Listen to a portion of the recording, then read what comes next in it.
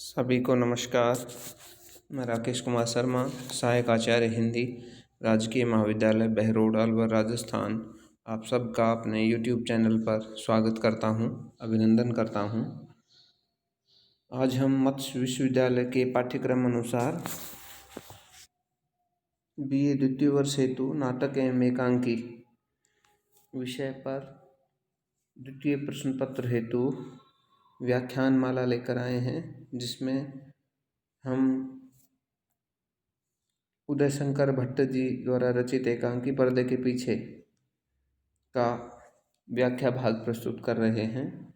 अब तक जो व्याख्या भाग हमने देखा उसमें रामधन, घीसालाल, सेठ और सेठ का काका आदि ने और जो डॉक्टर है, इन सभी का जो वार्तालाप है उसको आपने देखा। उस वार्तालाप से आपने निष्कर्ष निकाल लिया होगा कि जो जितने भी बड़े लोग हैं ये सिर्फ और सिर्फ दिखावा करते हैं। समाज सेवा तो सिर्फ इनके लिए एक ढोंग है, दिखावा है।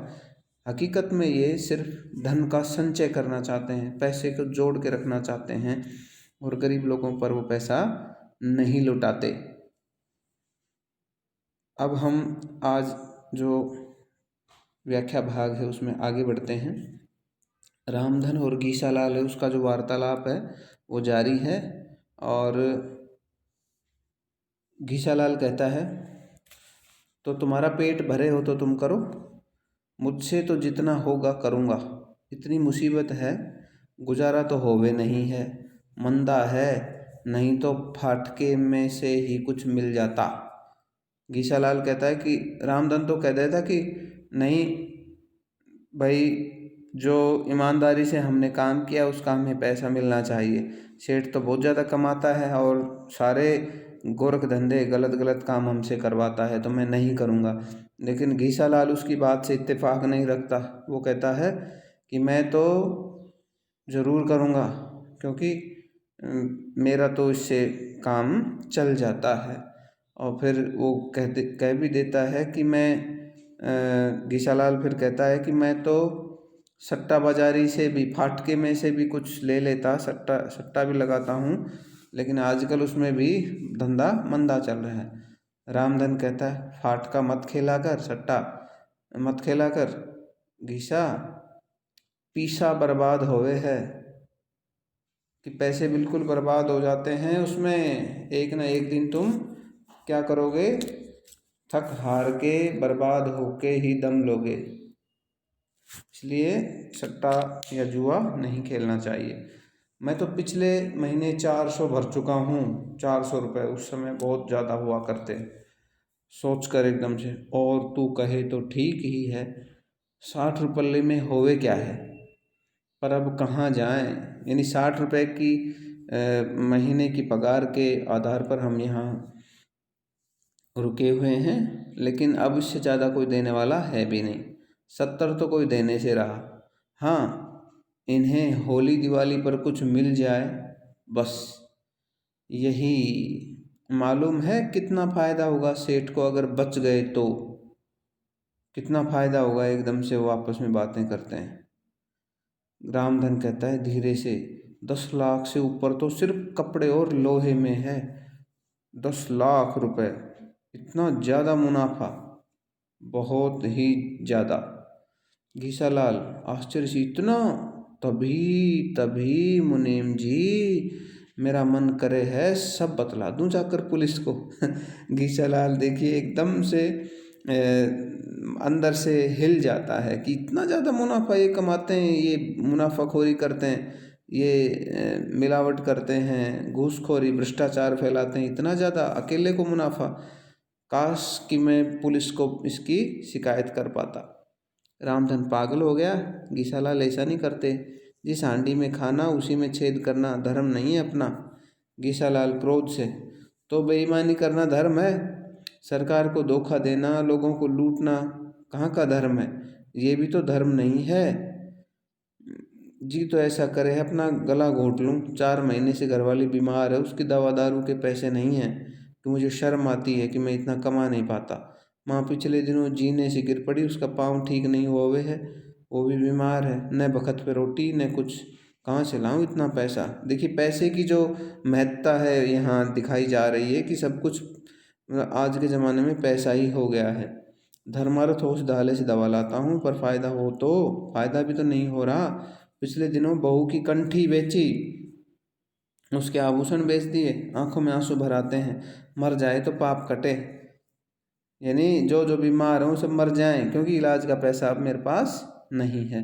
रामधन तो दूसरी कर लेगा क्यों, हंसता है फिर गंभीर होकर कि भाई वो मर जाए तो फिर तुम दूसरी ले आओगे। तो ठीक कहे है गीसालाल, यहाँ भी यही हाल है, 3 बच्चे, बीवी और आप, 60 रुपये तनख्वाह पर क्या करूँ। एक तरफ खाई दूसरी तरफ कुआं, एक तरफ खाई और दूसरी तरफ कुआं। विद्यार्थी ये कहावत यहाँ पर उन्होंने बताई है कि मैं दोनों तरफ से फंसा हुआ हूँ, कि एक तरफ खाई है दूसरी तरफ कुआं, यानी दोनों तरफ मुझे मुसीबत ने पकड़ रखा है। बैठे हैं शायद कभी अच्छे दिन आएंगे, किस्मत होगी तो, और पेट डैश डैश डैश, भूख ही मारी गई है कि अब तो इतने दुख झेल रहे हैं कि अब तो भूख भी हमारी नष्ट हो गई है।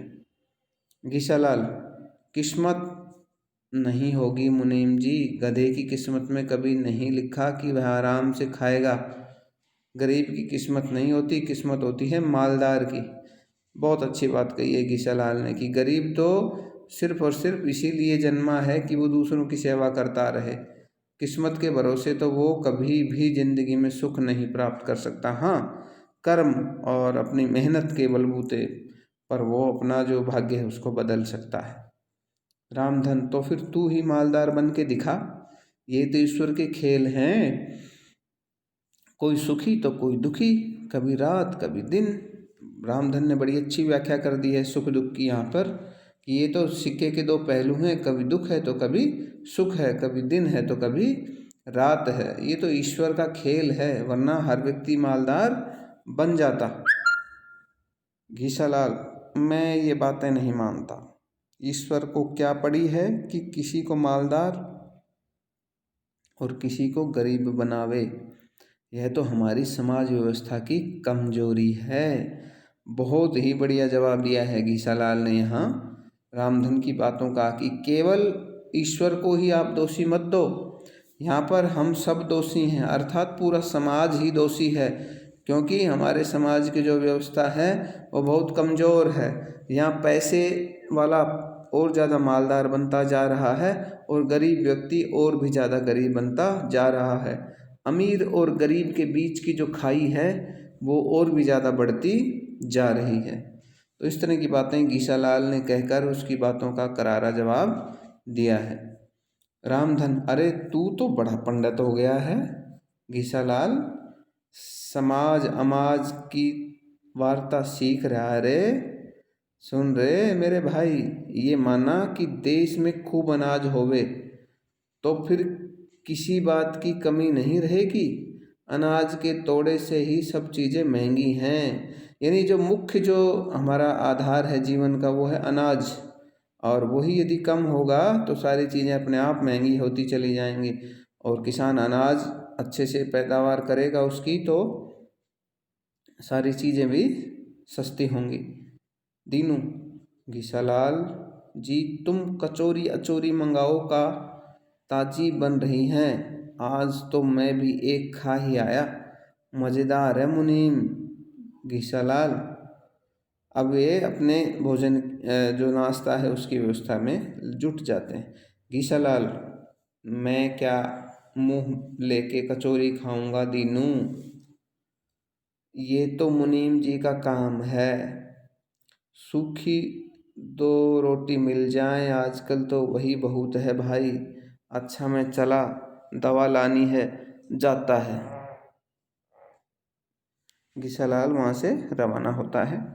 रामधन, जा हम भुगत लेंगे और क्या, बेचारा दुखी है इसलिए चिड़चिड़ा रहा है।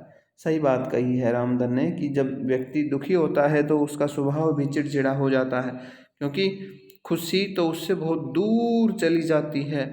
और जब तक व्यक्ति के जीवन में खुशी नहीं होती तो वो अपने मन से भी हार जाता है। एक दो खद्दरधारी जनों का प्रवेश। एक व्यक्ति पास जाकर, सेठ जी कहाँ हैं? रामधन, दीनू, ओ दीनू देख, सेठ जी को आपके आने की खबर कर दें, आप बैठो, भीतर गए हैं, अभी भीतर हैं, आपके आने की खबर हम कर देते हैं। दीनू, बैठो साहब बैठो, मैं अभी बुलाता हूँ। दोनों बैठ जाते हैं। लालचंद, कम से कम 500 लेना है सेठ से, लालचंद कहता है, लालचंद नाम का कोई व्यक्ति। फिर उसके बाद नेमीचंद, हाँ और क्या, तभी तो पूरा होगा, आखिर सर्वोदय समाज के उत्सव का खर्च तभी तो निकलेगा। इतने नेता आ रहे हैं, संभव है जवाहरलाल जी आ जाएं, फिर तो dash dash dash dash Jawaharlal Nehru की बात यहाँ हो रही है। लालचंद, उम्मीद तो है, हमने जिनको बुलाया है वे सभी आ जाएंगे। अच्छा भला तुमने रतनलाल को दिल्ली जाने का कितना खर्च दिया है? आपस में वार्तालाप कर रहे हैं दो व्यक्ति, लालचंद और नेमीचंद। नेमीचंद, 200 लेकर गए हैं। लालचंद, क्यों, इतना क्यों? 2 आदमी और 200, 200 तो बहुत है, अगर वे इंटर में भी जाएं तो भी आने जाने के 50 बहुत हैं। नेमीचंद, वे गए हैं सेकंड में और ठहरेंगे होटल में, फिर वहाँ तांगे में तो चलने से रहे, टैक्सी के बिना काम नहीं चलेगा, दूर जो बहुत है। यानी एक तरफ ये चंदा मांगने आए हैं और इन्हीं के जो व्यक्ति हैं वो जो पैसा है वो यूं ही कहीं ना कहीं लगा रहे हैं। लालचंद सोचता है। फिर नेताओं के ठहराने और खाने पीने का प्रबंध मेरा रहा, लालचंद कहता है। नेमीचंद, मेरा और तुम्हारा दोनों का नाम है उसमें। लालचंद, सो हम कर लेंगे, तुम निश्चिंत रहो। दीनू, सेठ जी आ रहे हैं। दीनू का सेठ का प्रवेश, एकदम से सेठ आता है।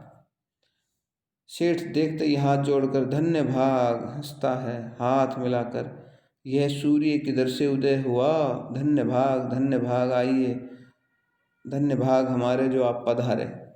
नेमीचंद, हाँ साहब, लालचंद जी सूर्य के समान हैं तो मैं पुच्छल तारा हूँ। और एकदम से बोलते बोलते हंसता है।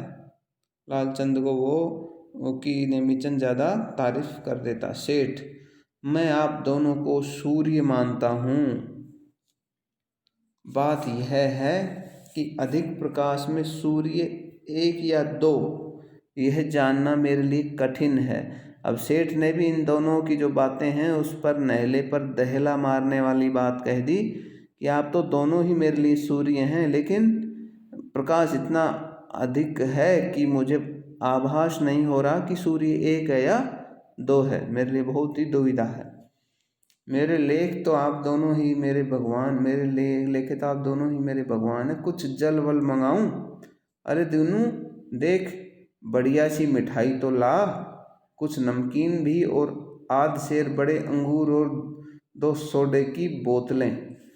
ये सारी चीज़ मंगवाने के लिए सेठ कह देता है दीनू को, जो नौकर है, और जो सेठों का जो एक रुतबा होता है उसी हिसाब से वो चीज़ें मंगवाता है। जा और सुनाइए क्या समाचार हैं, बहुत दिनों बाद आपके दर्शन हुए, गांधी जयंती के इस बार क्या प्रोग्राम है? क्या बताऊं, आजकल मैं गांधी जी की आत्मकथा पढ़ रहा हूँ, बड़ा मज़ा आवे है, खूब थे गांधी बाबा। यानी सेठ भी जो ये चंदा मांगने वाले आए हैं इनकी बातों में बातें मिला देता है कि मैं भी आजकल गांधी जी के बारे में बहुत ज़्यादा पढ़ रहा हूँ। और आगे देखिए क्या क्या अब गांधी जी के संबंध में वार्तालाप होती है, और किस तरह से जो सेठ का जो नकली जो उसने मुखौटा लगा रखा है वो सामने आता है सबके। इसी तरह से हम इस व्याख्या भाग को आगे करते रहेंगे। आज का जो व्याख्या भाग है आज मैं अब यहीं समाप्त करता हूँ। विद्यार्थियों, आप अपनी पुस्तक लेकर इसको अच्छे से पढ़िए और आगे की परीक्षा के लिए इससे तैयार रखें। तो आज के लिए इतना ही। जय हिंद, जय भारत।